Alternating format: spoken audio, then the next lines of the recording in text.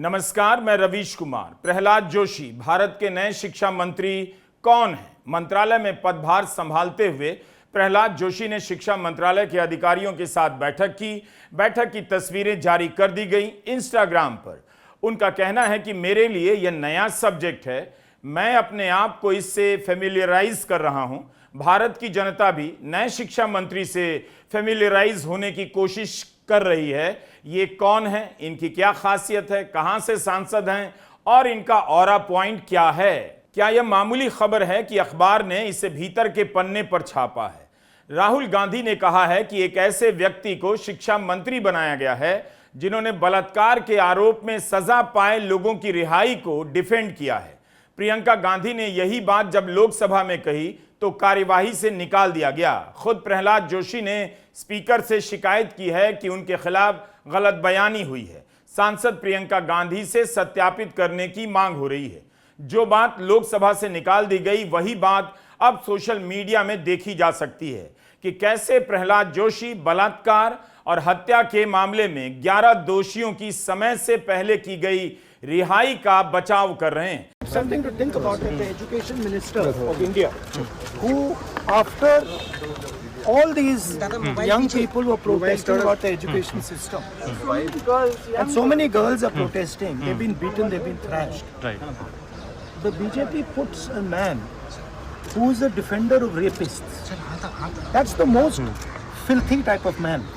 There can be no filthier man than somebody who says that rapists need protection. That is the education minister of India today. It's strange. It's a strange reaction from the prime minister that there are so many people in his cabinet. He could have chosen any one of them, but he chooses a person who protects rapists. It's quite amazing. Priyanka Gandhi ने जो कहा उसे तो कार्यवाही से निकाल दिया गया, मगर राहुल गांधी का यह बयान सदन से बाहर का है। यही नहीं, लोगों ने अपनी तरफ से अदानी पूर्व एनडीटीवी का एक पुराना बयान निकाल लिया। इंटरव्यू साल 2022 में श्रीनिवासन जैन प्रहलाद जोशी का इंटरव्यू कर रहे हैं और जोशी कह रहे हैं बिल्किस बानो के बलात्कारियों की बेल कानून की प्रक्रिया से हुई है, इसलिए मुझे उनकी रिहाई पर एतराज नहीं है। क्या अदानी नीत एनडीटीवी अपने ही इस इंटरव्यू को चैनल पर चला सकता है? उसकी आर्काइव में यह इंटरव्यू तो होगा ही।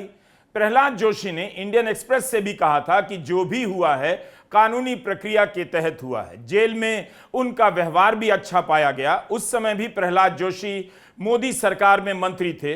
15 अगस्त 2022 के दिन 11 दोषियों को रिहा किया गया, जिन्हें बिल्किस बानो के साथ बलात्कार और उनके परिवार के 14 लोगों की हत्या के मामले में सजा हो चुकी थी। 14 साल जेल काट चुके थे। इस रिहाई को बिल्किस बानो ने जब सुप्रीम कोर्ट में चुनौती दी तो 1.5 साल बाद जनवरी 2024 में इनकी रिहाई रद्द कर दी गई। सभी 11 दोषियों को वापस जेल भेजा गया। सुप्रीम कोर्ट की जस्टिस बीवी नागरत्ना और जस्टिस उज्जवल भुयान की बेंच ने कहा गुजरात सरकार को इनकी रिहाई पर फैसला लेने का कानूनी अधिकार ही नहीं था, क्योंकि सुनवाई और सजा महाराष्ट्र में हुई थी। इनकी रिहाई की मंजूरी अमित शाह के गृह मंत्रालय के एक पैनल द्वारा दी गई, जिसमें इनके कारावास के अंतराल और अच्छे बर्ताव को देखते हुए जल्दी रिहाई पर हामी भरी गई। जब ये रिहा हुए तब वीएचपी के लोग फूल माला लेकर गए, लड्डू बांटे। बाद में बीजेपी के नेता भी इनमें से किसी एक के साथ मंच पर नजर आए।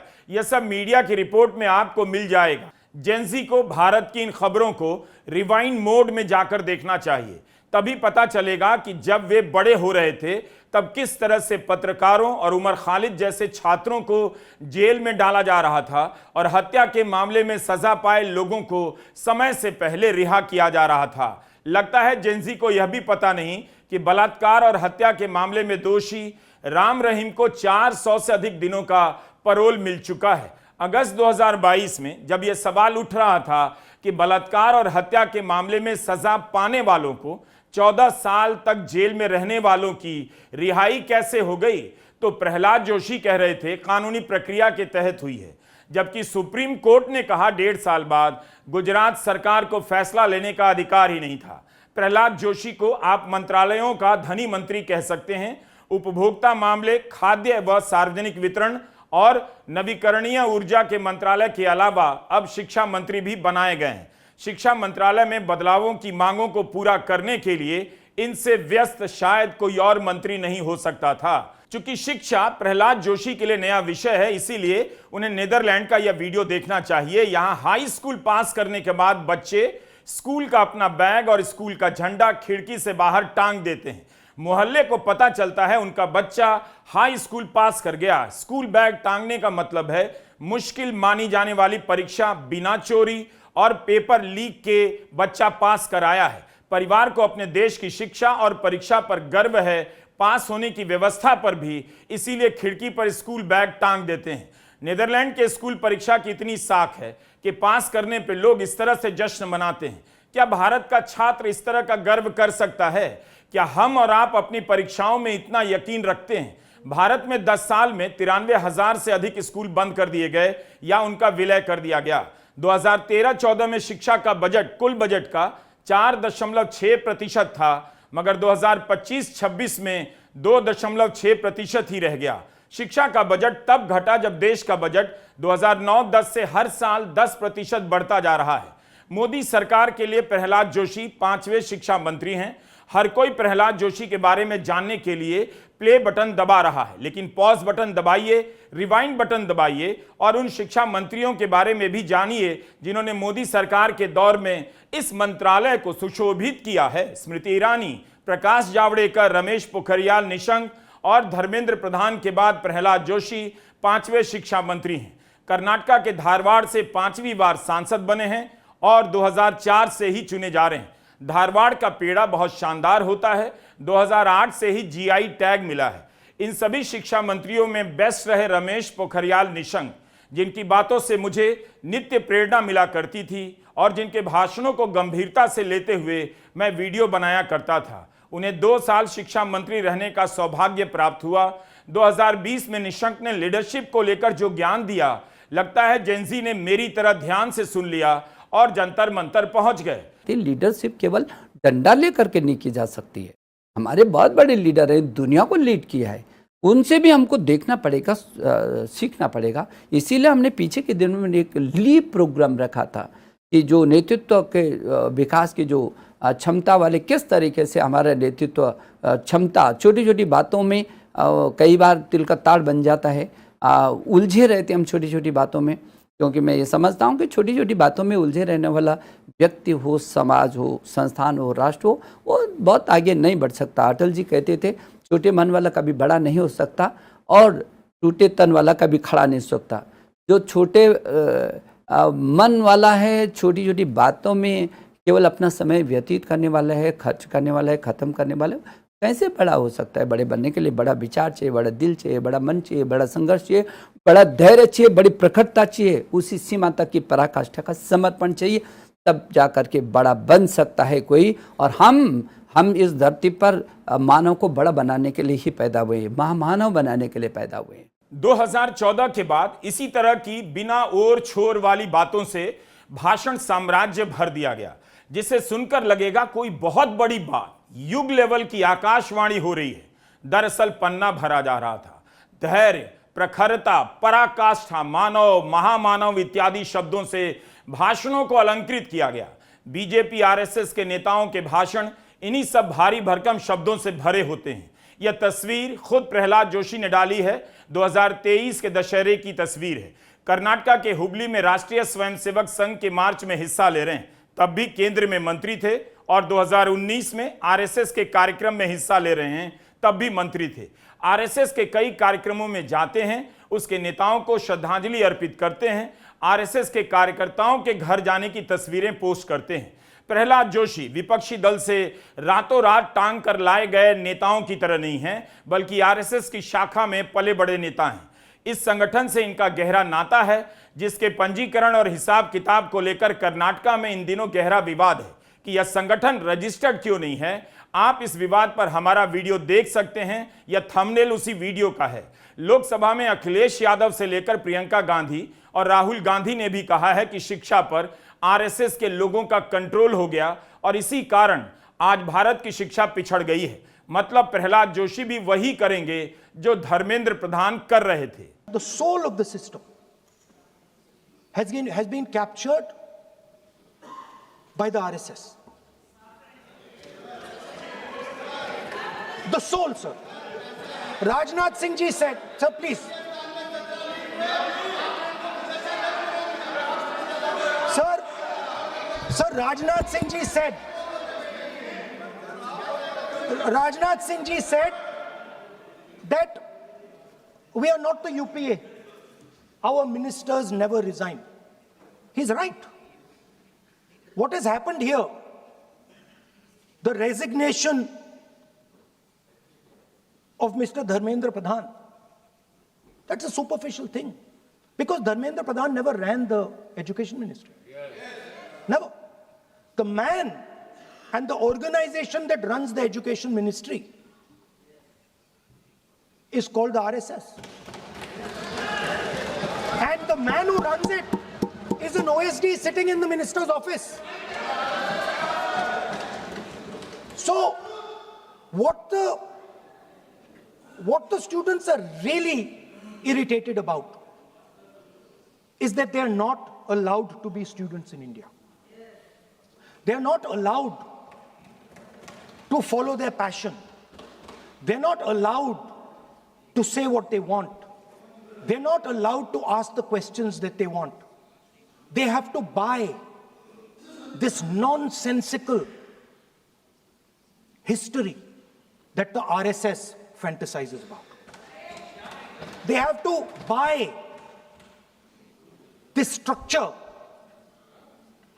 Every single university in India, the students should know this, and I'm saying this for them. Every single university in India today has a vice chancellor from the RSS. Dharmendra Pradhan is a symbol. Your real enemy is the RSS. Keep it in mind. They are the people who are not letting you be students. They are the people who want you to be अंधभक्त. Prahlad Joshi के शिक्षा मंत्री बनते ही media में कई जगहों पर उनका जीवन परिचय छपा है। उससे प्रहलाद जोशी की अलग ही छवि बनती है। इतनी तारीफ है कि पूछिए मत। मगर सारी तारीफ व्यक्तित्व को लेकर है। जो व्यक्ति शिक्षा मंत्री बनने से पहले दो मंत्रालय का चार्ज संभाल रहा हो, 2019 से मोदी सरकार में मंत्री हो, बतौर मंत्री उनके किसी मंत्रालय के काम की तारीफ से परिचय भरा होना चाहिए। मगर प्रहलाद जोशी को बीजेपी का क्राइसिस मैनेजर, चुनावी मास्टरमाइंड लिखा जा रहा है। शांत स्वभाव के बताए जा रहे हैं, सॉफ्ट स्पोकन लिखा जा रहा है, लो प्रोफाइल रखते हैं, अपने आप को पीछे रखते हैं। जमीन पर शानदार पकड़ है, पार्टी के विश्वसनीय व्यक्ति हैं, पार्टी के ब्लू आइड बॉय हैं। बीजेपी का जो भी मंत्री बनता है या अध्यक्ष बनता है, उसके बारे में इसी तरह की तारीफ मीडिया करने लग जाता है। आप धर्मेंद्र प्रधान की प्रोफाइल पढ़ेंगे, लगेगा प्रहलाद जोशी का परिचय पढ़ रहे हैं। धर्मेंद्र प्रधान की तरह प्रहलाद जोशी के बारे में भी लिखा गया है कि कर्नाटका के मुख्यमंत्री बनने की हसरतों को दबाकर सेंटर में मंत्रालय संभाल रहे हैं। ओडिशा में धर्मेंद्र प्रधान मुख्यमंत्री बनना चाहते थे मगर नहीं बन पाए, इस तरह की बातें लिखी जाती हैं। अफसोस कि बिल्किस बानो वाले प्रसंग की याद दिलाने के लिए राहुल गांधी, प्रियंका गांधी को बोलना पड़ता है। Upanishad, I think 5,600 years back, 6,000 years back, Upanishad was, it was a greatest gift to the world, earth, and in that Traiteya Upanishad, that teaches how a student should be. वो तो इधर ये बताएगा, नहीं तो आजकल यूनिवर्सिटी में ये सब जिक्र नहीं होता है। मैं तो क्या कहता हूँ, मेरा एक सलाह है, अगर आप गलत नहीं मानते हैं तो ये जो है ना, कम से कम सप्ताह 15 दिन में एक बार अपने बच्चे को ये सिखाइए, इसका अर्थ भी आप समझाने का कोशिश करिए। That will really motivate them, क्योंकि भारत आज दुनिया में आप लोगों को कभी कभी 200 वर्ष लगभग अंग्रेजी शासन के कारण और बहुत लंबे समय तक इस्लामिक आक्रमण के कारण जो भारत का है, एक तरह कॉलोनिज्म जो बोलते हैं, वो कॉलोनिज्म के कारण हमारा जो भी है उसके बारे में थोड़ा इंफीरियर कॉम्प्लेक्स हमारे मन में आ गया है। उत्तरी कर्नाटका में बीजेपी के संगठन को खड़ा करने में प्रहलाद जोशी का बार बार जिक्र किया जा रहा है। आपको विपक्ष के किसी नेता के बारे में ऐसी प्रोफाइल नहीं मिलेगी कि उसने अपनी पार्टी को खड़ा किया, क्राइसिस मैनेजर है, लो प्रोफाइल रहता है। मगर बीजेपी के नेताओं की तारीफ इन्हीं बातों से भरी होती है, क्योंकि अगर आपको कुछ भी नहीं पता तो भी यह सब लिख सकते हैं और व्यक्ति कहेगा भी नहीं कि आपने गलत लिखा है। हम और आप कैसे चेक कर पाएंगे कि वाकई इनकी प्रोफाइल लो है या नहीं, और अपने आप को पीछे रखते हैं, महत्वाकांक्षाओं से दूर रहते हैं। आप गौर कीजिएगा, जब भी टिकट जारी होता है विपक्षी दलों में असंतोष और विद्रोह को बढ़ा चढ़ाकर दिखाया जाता है। उसके बहाने विपक्षी दलों के नेतृत्व को चुनौती दी जाती है कि इन्हें लीडरशिप नहीं आती। मगर यही बात जब बीजेपी में होती है तो मीडिया ऐसी खबरों से नजरें चुरा लेता है। अगर संगठन की क्षमता को लेकर इतनी ही तारीफ हो रही थी, तब फिर इन खबरों को हम कैसे देखें? 2023 के विधानसभा चुनाव में टिकट कटने के बाद कई नेताओं ने प्रहलाद जोशी पर आरोप लगाए। इस चुनाव में बीजेपी हार गई। 2023 में कलघटकी के विधायक सीएम निम्बानवार और पूर्व विधायक चिक्कना गोदार, पूर्व सीएम जगदीश शेट्टर सहित कई नेताओं के टिकट कट गए। उन्होंने टिकट बंटवारे को लेकर जोशी पर गंभीर आरोप लगाए। तब जोशी का बयान आया कि पुराने चेहरों की जगह नए चेहरों को लाया जा रहा है। उस समय प्रहलाद जोशी मुख्यमंत्री के दावेदार के रूप में देखे जा रहे थे। टिकटों के बंटवारे को इससे भी जोड़ा जाने लगा। मीडिया रिपोर्ट है 2024 में जोशी के भाई बहन और भतीजे पर टिकट बेचने के मामले में एफआईआर हुई। शेखर नायक नाम के एक व्यक्ति से कथित रूप से 5 करोड़ लेकर टिकट देने का मामला आया। यह खबर द हिंदू, डेक्कन हेरल्ड से लेकर तमाम अखबारों में छपी है। आरोप लगा कि नायक ने 5 करोड़ के चेक के साथ साथ 25 लाख का कैश भी प्रहलाद जोशी के भाई को कथित रूप से दिया था। एफआईआर के बाद प्रहलाद जोशी ने कहा उनके भाई के साथ 30 साल से कोई संबंध नहीं। मार्च 2026 की यह खबर भी है, जहां कर्नाटक हाईकोर्ट ने प्रहलाद जोशी के भाई के खिलाफ मामले को खत्म कर दिया। पत्रकार गौरी लंकेश ने प्रहलाद जोशी के खिलाफ 2 लेख लिखे। प्रहलाद जोशी के निजी सहायक ने गौरी लंकेश के खिलाफ मानहानि का मुकदमा कर दिया। गौरी लंकेश को सजा भी हुई, जुर्माना भी हुआ। कोई 5 बार से सांसद है तो क्या उसका संबंध जमीन के किसी विवाद से है, किसी संस्थान पर कब्जे से है, या उसे लेकर कोई विवाद ही नहीं है? इस तरह की जानकारी नहीं मिलती है कि धारवाड़ में प्रहलाद जोशी होने का क्या मतलब है। जिस धारवाड़ से 5 बार सांसद चुने गए, 7 साल से केंद्र में मंत्री हैं, कई बार राज्य में उनकी पार्टी की सरकार रही, उस धारवाड़ को प्रहलाद जोशी ने क्या दिया? उनका काम क्या है जिसके आधार पर 5 बार से जीत रहे हैं? विधानसभा चुनाव के समय कांग्रेस नेता रणदीप सुरजेवाला ने जमीन के मामले में आरोप लगाया था। तब प्रहलाद जोशी ने लीगल एक्शन लेने की बात कही थी। इसीलिए कई बार आप अखबार पढ़ तो लेते हैं, प्रोफाइल पढ़ तो लेते हैं, मगर जानकारी नहीं मिलती। गोदी मीडिया के दौर में किसी हाई प्रोफाइल नेता के मूल्यांकन में यह भी लिखा जाना चाहिए कि जहां से कोई सांसद है वहां प्रेस से कैसा संबंध है, क्या पत्रकार खुलकर लिख पाते हैं या स्थानीय अखबारों में केवल सांसद जी का ही बयान छपता है। इससे भी पता चलता है कि दर्शकों और पाठकों को किसी के बारे में कुछ नहीं बताया जाता। यही बताया जाता है कि क्राइसिस मैनेजर हैं, संगठन के व्यक्ति हैं। डेक्कन हेराल्ड की सितंबर 2025 की रिपोर्ट है जिसे श्रीनिधि आर ने लिखा है। धारवाड़ और बेलगावी के बीच 3 घंटे की दूरी 1 घंटे का करने के लिए रेल प्रोजेक्ट को लटकते हुए 40 साल हो गए। प्रहलाद जोशी 22 साल से यहां के सांसद हैं और एक रेल लाइन पूरी नहीं हो सकी। 2014 से मोदी सरकार केंद्र में है। 2019 में केंद्र ने यहां 73 किलोमीटर लंबी लाइन की मंजूरी दी, मगर सितंबर 2025 की रिपोर्ट बताती है अभी तक प्रोजेक्ट आगे नहीं बढ़ पाया है, क्योंकि 533 हेक्टेयर जमीन का अधिग्रहण नहीं हो सका। प्रहलाद जोशी कहते हैं राज्य की कांग्रेस सरकार केंद्र के साथ चल रही परियोजनाओं में रुकावट पैदा कर रही है, लेकिन जुलाई 2021 तक तो यहां बीजेपी की सरकार थी। फिर काम क्यों नहीं शुरू हो सका? जमीन अधिग्रहण का काम पूरा क्यों नहीं हुआ? ताजा जानकारी हमारे पास नहीं है। कई लोग वीडियो के लंबा होने की शिकायत करते हैं, लेकिन उन्हें यह भी देखना चाहिए कि हम कितनी जानकारियां जुटाने का प्रयास करते हैं। जब आप कोई रिपोर्ट देखते हैं तो उसका मतलब ही यह होता है आप उसके बारे में जानना चाहते हैं, इसीलिए लंबे वीडियो देखा कीजिए। उत्तरी कर्नाटक में धारवाड़ में हुबली का इलाका आता है। हुबली में ईदगाह का मैदान सांप्रदायिक टकराव के इतिहास का बड़ा मुद्दा है। 1994 में ईदगाह के विवाद में प्रहलाद जोशी की भूमिका को काफी बढ़ा चढ़ाकर पेश किया जाता है। यह सब आजकल अच्छा काम माना जाता है, इसलिए भी नेता इन बातों को सामने आने से परहेज नहीं करते। हुबली की एक ईदगाह पर उमा भारती आरएसएस के कार्यकर्ताओं ने कर्फ्यू तोड़ते हुए तिरंगा लहरा दिया। इस घटना को कर्नाटका का मिनी अयोध्या कहा जाता है। पुलिस की फायरिंग में 6 लोगों की मौत हुई और हुबली में दंगे फैल गए। 1994 में यहां उमा भारती आती हैं। प्रहलाद जोशी की राजनीति का उदय होता है। कर्नाटका में उमा भारती की एंट्री पर पाबंदी होने के बावजूद हुबली आती हैं। झंडा फहराने के घटनाक्रम में हिंसा हो जाती है। 5000 लोगों की भीड़ को हटाने के दौरान पुलिस को फायरिंग करनी पड़ती है। आने वाले वर्षों में बीजेपी ने इस घटना के दम पर उत्तरी कर्नाटका में अपना दबदबा मजबूत किया, जिसने आगे चलकर राज्य में सत्ता हासिल करने में बीजेपी की मदद की। 1989 में जिस बीजेपी को 224 में से सिर्फ 4 विधानसभा सीटें मिली, वह बीजेपी 5 साल बाद 44 सीटें हासिल कर लेती है। ईदगाह की जमीन का विवाद लंबा है, उस पर हम अभी इस वीडियो में बात नहीं कर रहे। चुनावी सुधार के लिए काम करने वाली संस्था एडीआर की एक वेबसाइट है myneta.com। इसके अनुसार प्रहलाद जोशी के खिलाफ 4 मामले दर्ज हैं। सभी 1995 से 1998 के बीच के हैं, मगर 2024 के हलफनामे में प्रहलाद जोशी ने बताया है उनके खिलाफ कोई केस नहीं है। 2018 में प्रहलाद जोशी के खिलाफ एक एफआईआर हुई। यह मामला हुबली का ही है। वहां एक इलाका है सदर सोफा। इस इलाके की तुलना उन्होंने पाकिस्तान से कर दी। कहा यहां की मस्जिदों में हथियार जमा हैं। उस समय कर्नाटका में विधानसभा चुनाव चल रहे थे। इस बयान के कारण उनके खिलाफ मामला दर्ज हो गया।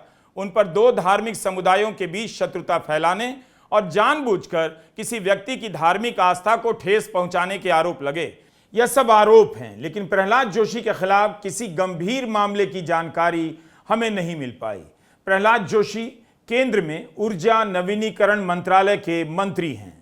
2025 में टाइम पत्रिका ने इन्हें दुनिया में जलवायु के 100 सबसे प्रभावशाली व्यक्तियों की सूची में शामिल कर लिया। प्रहलाद जोशी की तारीफ में कहा गया कि 1 साल पहले तक भारत में ग्रीन एनर्जी की हालत खराब थी, लेकिन एक ही साल में 2030 तक का टारगेट पूरा कर लिया गया। ऊर्जा के उत्पादन के मामले में प्रहलाद जोशी की तारीफ होती है, लेकिन क्या यह बिजली ग्रिड तक पहुंच पाती है, आपके घर तक पहुंच पाती है, यह अलग सवाल है। इसी महीने ऊर्जा से जुड़ी खबरें उठाकर देख लीजिए। इंडियन एक्सप्रेस के प्रत्युष दीप की रिपोर्ट है, सौर ऊर्जा से किए गए बिजली के उत्पादन को स्टोर करने के लिए ग्रिड में क्षमता ही नहीं।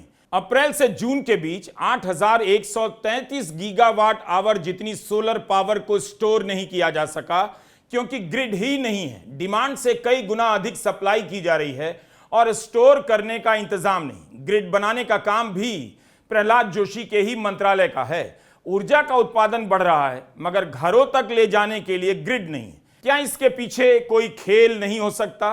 किसे फायदा पहुंचाने के लिए यह सब किया जा रहा होगा?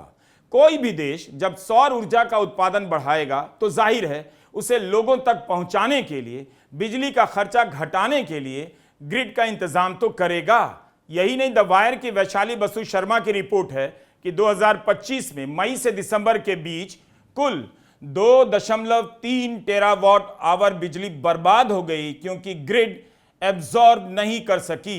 1 टेरावाट आवर के साथ 90,000 घरों को पूरे साल की सप्लाई देने के लिए बिजली मिल जाती है। तो इतनी सारी सप्लाई बर्बाद हो गई।